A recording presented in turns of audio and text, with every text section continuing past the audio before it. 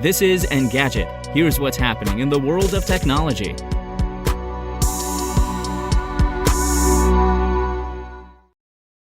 Today is Monday, November 7th. Mere days after cutting its workforce in half, Twitter is asking some employees to return, according to Bloomberg. Citing two sources within the company, the outlet reports management at Twitter has come to the realization it either let some workers off by accident or without realizing their experience was essential to building the features Elon Musk wants to bring to the platform. Twitter did not immediately respond to Engadget's request for comment. Platformer's Casey Newton was the first to report on the company's plan, sharing messages from one of its internal Slack channels. One post suggests the company is in need of Android and iOS developers. A decision to bring back some employees would cap off a chaotic weekend at Twitter. The company began Friday by laying off approximately 3,800 employees, a move that gutted teams across the company, including those responsible for developing new accessibility features. On Saturday, the company began briefly rolling out its new paid verification system. One day later, the company reportedly made the decision to delay the release of that feature until after the U.S. midterm elections.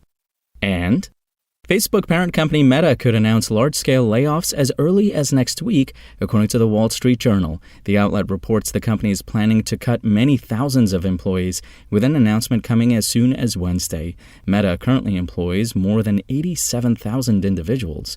The cuts could be the largest workforce reduction conducted by a tech company this year, surpassing the layoffs made by Twitter on Friday. The cuts would also represent the first board restructuring in Meta's history. Meta declined to comment. A spokesperson pointed Engadget to a statement CEO Mark Zuckerberg made during the company's recent Q3 earnings call. In 2023, we're going to focus our investments on a small number of high-priority growth areas. So that means some teams will grow meaningfully, but most other teams will stay flat or shrink over the next year, he said. In aggregate, we expect to end 2023 as either roughly the same size or even a slightly smaller organization than we are today. As the journal points out, Meta grew significantly during the first 2 years of the coronavirus pandemic, adding more than 27,000 employees in 2020 and 2021. The company's hiring spree continued through the first 9 months of 2022, a period during which it brought on an additional 15,344 employees. While the company was a major beneficiary of the pandemic, its fortunes have changed in recent months. In July, the company reported its first ever revenue drop. The company has blamed its recent hardships on tough competition from TikTok and the release of Apple's contentious app tracking transparency feature.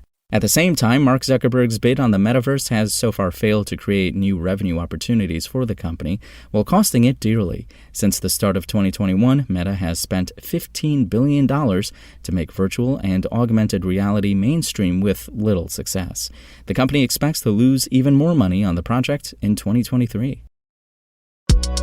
If you want to catch the latest tech news as it's happening, check out Engadget.com or tune in again every weekday.